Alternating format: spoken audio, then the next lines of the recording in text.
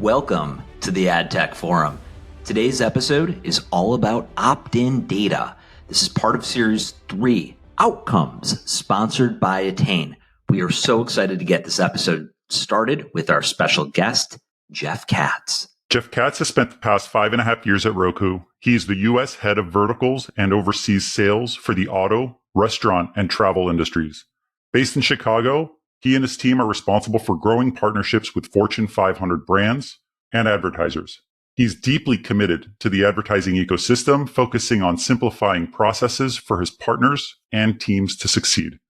A graduate of the University of Illinois, Jeff resides in Chicago with his family. Jeff, welcome to the AdTech Forum. Oh, thanks so much for having me. Jeremy, do we have to start out with a little ILL? I. Yeah, there you go. Well, thank you both. Yeah, thank you both so much for having me here. I'm definitely excited to participate and chat with you for the next 10 minutes or so. Amazing. Jeff, we've had the pleasure of being friends and knowing each other for quite some time. With that, let's hit question number one. It's a hard one. How can advertisers adjust their data strategies to effectively target and measure campaign performance without having to rely on third-party cookies, given they're eventually going to be phased out? Yeah, I know we've been talking about, cookie deprecation for a long time now. Fun fact, cookies are actually my favorite dessert. So hopefully they won't be deprecated from the ability to eat.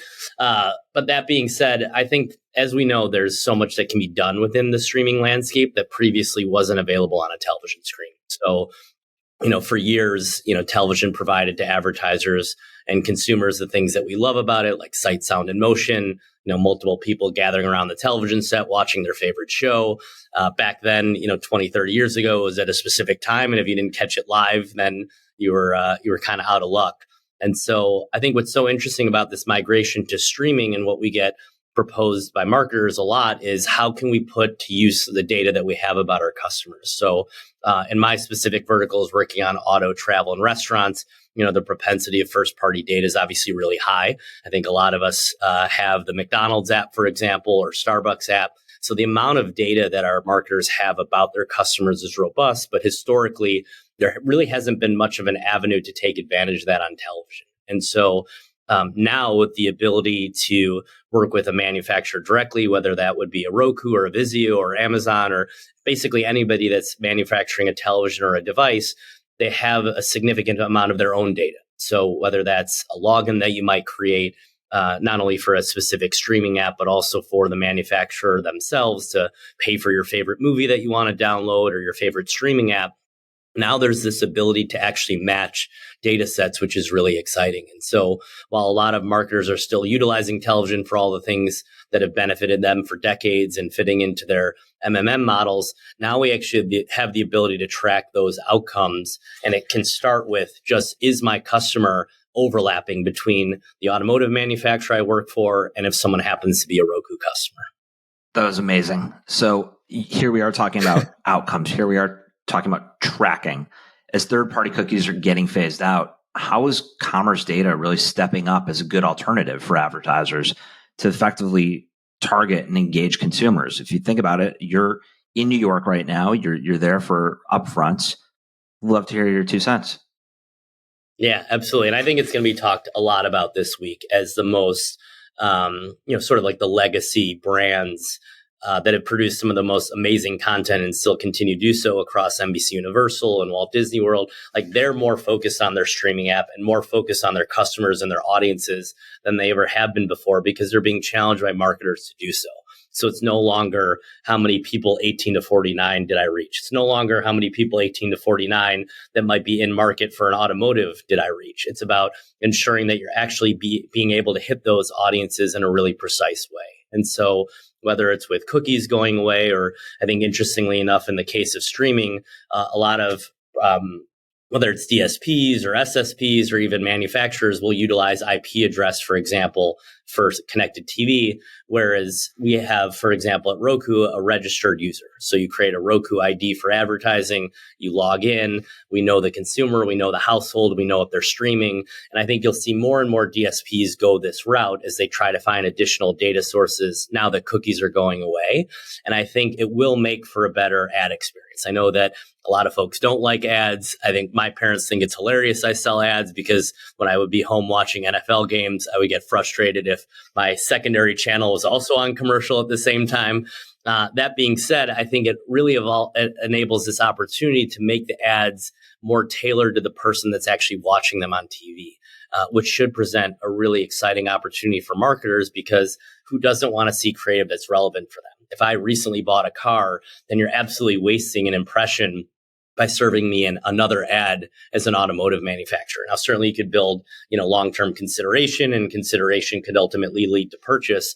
But I think we're getting to a point where on the television screen, you shouldn't be wasting your impressions. And so I don't work in the CPG vertical, being in Chicago like you are, Jeremy. I worked in the CPG vertical forever. And I had a good friend that used to tell me, well, the reason I buy TV is that anybody with a mouth could buy cheese. And so while that still might be the case for a lot of CPG brands or even restaurant brands, as we know, like those two people are not necessarily the same, even if they might also have the ability to buy cheese, if that makes sense. Jeff, you work in the auto, restaurant, and travel, industry or verticals. How can those types of brands, specifically automotive, which is a massive spender in market, how can those brands collaborate with publishers and ad tech partners or vendors to help leverage that first party data in a, cookieless world like streaming television?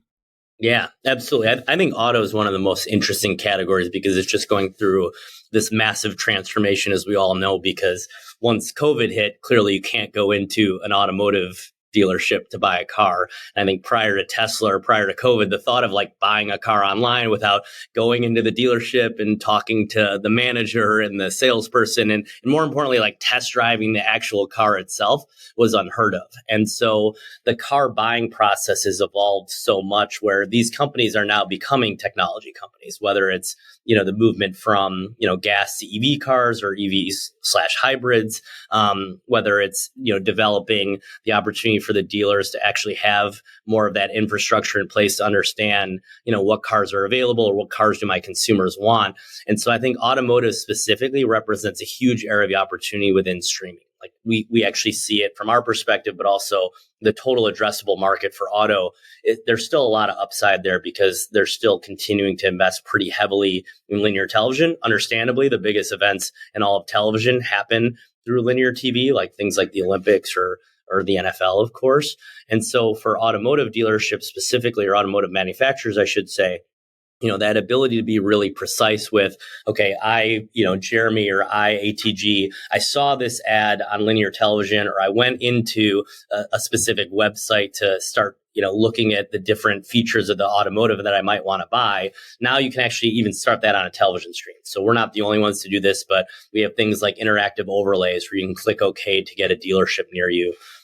We released a really fun, innovative product that also Amazon's doing called a virtual showroom, where starting with the television screen, you could actually click OK to start doing the same type of car exploration you would on your mobile device or laptop. So you can start, playing around with the exterior, playing around with the trim. And I think really the thing that connects it all is just the data that the manufacturers have themselves, because once you click OK, whether it's through a Roku device or an Amazon device or any website for that matter, they know who their customers are and what level of interest that they might have in buying an automotive. That brings us to the next question. This is actually a very good transition. So, I wanted to ask you about how it would be once cookies are phased out. And you talked a lot about opt-ins, clicks, creatives, but how can advertisers keep track of all the attribution and the customer journey, across all of these touch points from streaming television to web to mobile, et cetera?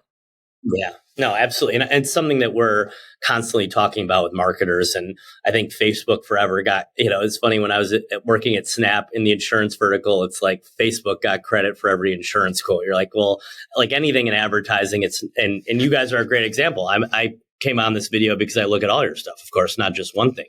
But jokes aside, I think, that last click attribution can be really tough to measure. And I think especially in the television space, whether it's through Video Amp or iSpot.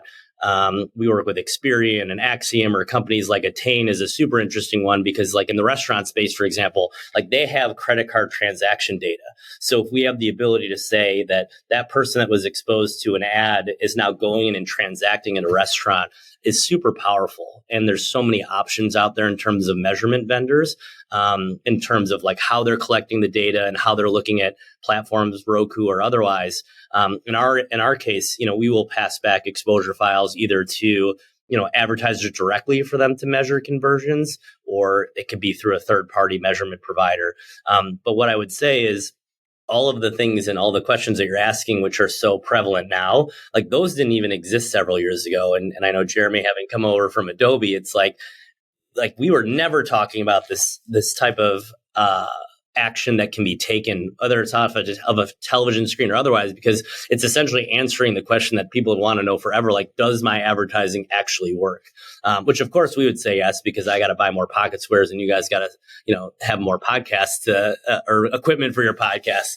But all kidding aside, I think this next phase that we're entering in for ad measurement is super compelling, because now we can finally figure out, like, did that work? And then more importantly, if it didn't work, then how do I modify my approach? Or if it did work, how do I take that approach and make it scalable to other opportunities?